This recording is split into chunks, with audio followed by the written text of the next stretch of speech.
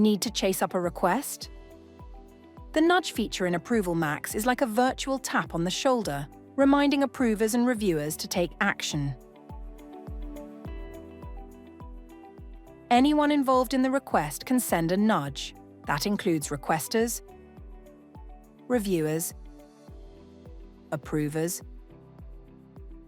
and administrators. Open any request that's pending. Below Approve, you'll see Nudge Approvers. Clicking it sends an email reminder to any approver or reviewer who hasn't taken action yet. Just a heads up, if you're both the requester and an approver or reviewer in the same step, you won't receive a nudge yourself.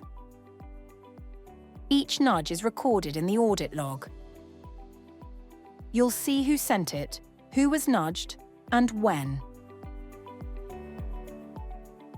You'll only be able to send a nudge when certain conditions are met.